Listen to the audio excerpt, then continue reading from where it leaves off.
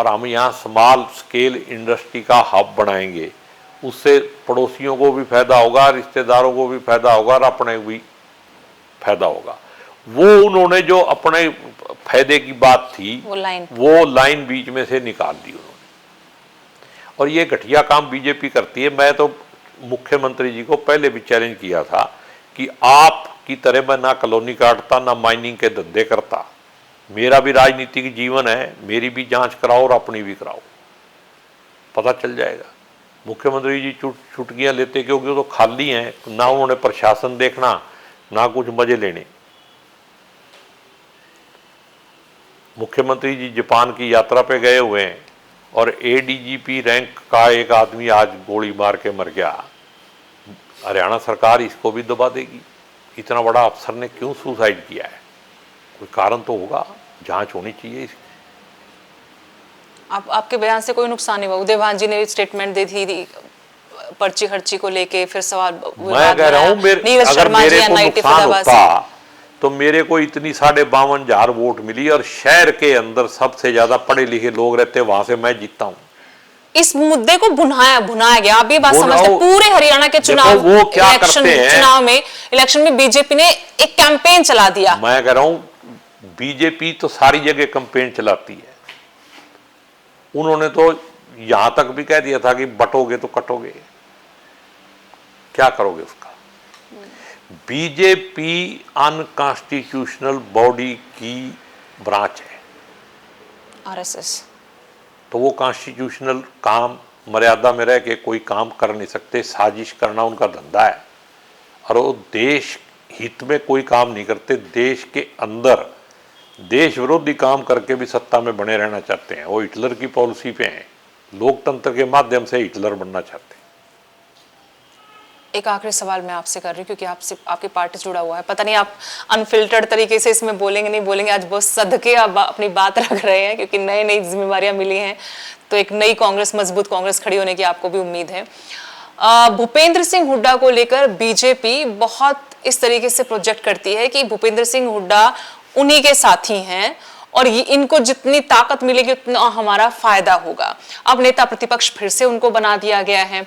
जो आईएनएलडी के भी 2 विधायक चुनकर आए हैं या बाकी जो नहीं चुनकर भी आए, वो लोग भी बोलते हैं कि ये तो बीजेपी के हित में फैसले लिए जा रहे हैं। और अगर ऐसा चलता रहा तो फिर क्या उम्मीद करेंगे कि कांग्रेस जनता के मुद्दों को उठाएगी या फिर उनके हक की लड़ाई लड़ेगी? इस पे देखो, मैं तो कुछ नहीं कह सकता, लेकिन पार्टी के पास भी इस बात की जरूर जानकारी होगी और फैसला लेने से पहले उन्होंने सोचा होगा इसको। ऐसी बात तो नहीं है कि पार्टी, जो इन्फॉर्मेशन मेरे पास है, जो आपके पास है, मैंने तो ऐसे भी कमेंट देखे हैं लोगों के भी, बीजेपी वाले फुलझड़ियाँ लगा रहे हैं भाई हुड्डा साहब बन गए, लेकिन हुड्डा साहब तो 10 साल चीफ मिनिस्टर भी रहे हैं। अब कहने वालों का तो क्या है, लेकिन इस पे जो भी विचार करना है, जो आपकी बात है, इससे बेहतर विचार तो हाईकमांड कर सकती। आईएनएलडी के नेता तो ये भी आरोप लगाते हैं कि उनको पता ही था बीजेपी को कि नेता प्रतिपक्ष इनको ही बनना, वो चाहते भी कि यही बने, इसलिए कोठी तक खाली नहीं करवाई। देखो, उनके चाहने से बने तो नहीं ना, बने तो हमारी पार्टी के फैसले से। लेकिन बने ना, कोई तो दबाव, कोई तो ताकत, कोई तो पावर उनके पास अभी भी है। ये बात ठीक है, इसमें कोई दो राय नहीं है कि ऐसा नरेटिव समाज के अंदर है, लेकिन हाईकमांड ही इसका फैसला कर सकती है। मैं तो क्या कर सकता हूँ, मैंने जो कहना मैंने पहले कहा भी है, लेकिन मैं व्यक्तिगत कोई बात कहना भी नहीं चाहता। लेकिन ये जनता में जो मैसेज है वो हाईकमांड के पास भी है, तो हाईकमांड को सोचना है। ब्रजेंद्र सिंह से मेरी आपसे पहले बातचीत हो रही थी तो उन्होंने भी साफ तौर पर बोला, डमी कैंडिडेट्स उतारने को लेकर, भूपेंद्र सिंह हुड्डा को लेकर साफ तौर पर बोला। सारे ये तो सारे यहाँ पे शोर मचा हुआ है, इसमें क्या बुराई है? जो सच्चाई है वो जनता को पता है। भूपेंद्र सिंह हुड्डा ने डमी कैंडिडेट्स उतारे हैं बहुत जगह। बिल्कुल, देखो विद इन पार्टी अगर ये क्लेश नहीं होता तो सत्ता में कांग्रेस होती। वो फॉर्मूला आप भी मानते हैं कि 45 तक 46 तक रुकने वाला, कि 60 मतलब ऐसे है कि फिर आप धीरे धीरे मेरे से सारी बात करवाना चाहते हो। यही और यही मैं काम इस है बार मेरा। थोड़ा सा मैं सोच रहा हूँ भाई रुक जाऊं। 6 महीने हाईकमांड का फैसला है, आज मेरे को प्रभारी जी ने कहा भी थोड़ा तू बोलना नहीं। लेकिन जितना मैं कांग्रेस कल्चर को जानती हूँ, आपको 6 महीने तो नहीं रुकने देगी कांग्रेस, उससे पहले आपको बोलने का मौका दे देगी। अगर ये तो अगर ऐसी इमरजेंसी आएगी तो कांग्रेस को हित में, कांग्रेस को बचाने के लिए जरूर बोलेंगे। लेकिन अपनी तरफ से मेरी ये कोशिश है कि ये सारी बातें सच हैं झूठ हैं, इसका फैसला हाईकमांड को करना चाहिए। और जो अगर वो सच्चे कांग्रेसी हैं और बीच में जो राहुल गांधी जी के नीचे से लेके बीच में कोई स्लीपर सेल नहीं है, तो फिर उनको राहुल गांधी जी को सच बताना चाहिए। नहीं, ये मेरी उम्मीद है। ये 60 से ऊपर जाने के बाद नीचे आने वाला ग्राफ ये बताइए आप जरा, इसको मानते? क्योंकि जब चुनाव का परिणाम आया तब खुलकर बोला गया था कि अगर बहुत ज्यादा सीटें हमारी आती है तो कुमारी सैलजा का चांस बनता है मुख्यमंत्री बनने का, और थोड़ा नीचे आएगा तो फिर हमारे पास रहेगी बाजी। एक संत हुआ बुल्ले शाह जी, सुना आपने? हाँ जी बिल्कुल पढ़ा है जी। हमारे यहाँ उसका सिलेबस था जब हम पढ़ते थे। वो कहता भी अगर नहाने धोने से किसी को परमात्मा मिले तो फिर तो डड्डू मच्छियों को ही मिल जाएगा, वो रोज ही नहाते हैं, पानी में रहते हैं तो। और अगर जानवरों जंगल बेले मिलता हो, ये लोग भागते हैं ना जंगल में पूजा करने, तो फिर तो गौएं बछियाँ वहाँ रहती हैं, जो जानवर रहते हैं उन्हीं को मिल जाएगा। अगर मड़ी मसाने में मिलता हो तो फिर चाम चिड़िखियों को मिल जाएगा। लेकिन अंत में फिर वो कहते हैं कि बुल्लिया रब उन्हां नूं मिलदा नीतां जिन्हां दियां अच्छियां। इस पूरे एपिसोड में मेरी या किसी की भी किसी न किसी कांग्रेस के कर्णधार की नीयत में खोट था, इसी वजह से हम सत्ता से बाहर हैं। इससे ज़्यादा मैं कुछ नहीं कह सकता। एक आखिरी सवाल, अभय सिंह चौटाला बहुत मुखर होकर इस वक्त लोगों के बीच जा रहे हैं, बहुत एक्टिव नजर आ रहा है। ऐसा नॉर्मली पॉलिटिक्स में हम देखते नहीं कि जब चुनाव इतनी दूर हो कि कोई राजनीतिक पार्टी इस तरीके से दल बल के साथ लोगों के बीच निकले।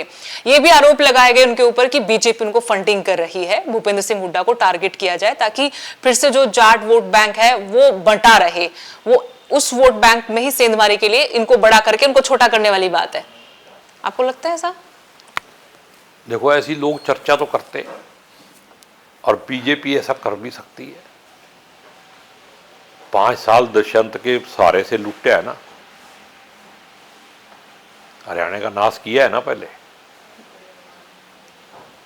तो अब हो सकता है अगर कांग्रेस को कमजोर करने के लिए कोई भी हथकंडा बीजेपी अपना सकती है। इसमें मेरे को कोई वो नहीं दिखाई देता। बीजेपी, मैंने आपको कहा कि देश को बर्बाद करने की हद तक जा सकती है सत्ता में बने रहने के लिए। ये तो बहुत छोटी बात है, और पूरे देश के हालात देख लो क्या है। लेकिन दुष्यंत चौटाला अपनी गलती मान रहे हैं अब कि मैं एक्सीडेंट था अब बीजेपी के क्या साथ है, जाना। जितने पैसे कमाए हैं ना वो जनता में बांट दे। जो रेट लेता था वो और जो उसने किया है, ऐसे माफी मांगने से क्या है। अरबों खरबों रुपये कमा के देश की प्रदेश की जनता को बेच के, उसके वोट को बेच के, तो फिर जनता में बांट दे। फिर मैं मानूंगा भी माफी मांग रहा है वो। लोग भी तो बहुत कंफ्यूज है ना। मनोहर लाल खट्टर भी अभी बोल के गए कि जेजेपी बीजेपी की बी टीम है, आईएनएलडी भी बी टीम है, कांग्रेस में भूपेंद्र सिंह हुड्डा भी, ये भी हमारी बी टीम है। अब खट्टर साहब इतने बड़े आदमी हैं, मेरे बारे में क्यों नहीं करते भी बी टीम है? अगर किसी के कहीं ना कहीं या कहते हैं भाई, देसी कहावत है, कहीं आग लगेगी तो धुआं निकलेगा। मेरे पे उंगली उठाओ ना, मैं रोज आरएसएस के खिलाफ बोलता हूँ, सबके खिलाफ बोलता हूँ, मेरे पे उठाओ उंगली। दुष्यंत पे क्यों उठ रही है? वो तो कांग्रेस को भी कह रहे हैं, वो तो जेजेपी को वो भी। मैं कह रहा हूँ खट्टर साहब कह रहे हैं ना, तो उसका जवाब तो वही देंगे ना जिनके बारे में कह रहे हैं। हमारे बारे में खट्टर साहब कह के दिखाओ। किरण चौधरी भी गई थी, अंडर टेबल हाथ मिले हुए हैं। भूपेंद्र सिंह हुड्डा के। किरण चौधरी जब बीजेपी में चली गई, कांग्रेस में रहती तो इस बात की वैल्यू थी, अब क्या वैल्यू। कांग्रेस में रह के कोई बात कहती तो उसकी बहुत वैल्यू थी। पर उन्होंने वहां पे भी बहुत लड़ाई लड़ी, नहीं आपको नहीं लगता? अब छोड़ो, किसी के व्यक्तिगत बातें नहीं करनी चाहिए। इंतजार करेंगे कि अनफिल्टर्ड बातें हो आपसे अगली बार, थोड़ा सा वक्त मैं दूंगी। फिल्टर नहीं कह रहा हूं मैं आज अगर कुछ नहीं कह रहा हूं तो भी कह रहा हूं। वो तो मैं समझ गई, वो दर्शक भी समझ जाएंगे जो आप नहीं कहा और जो कहना चाहते थे, उसका फर्क तो जनता समझ जाएगी। मैं कह रहा हूं भाई, मैं पार्टी का बंधा हुआ सिपाही हूं, डिसिप्लिन का।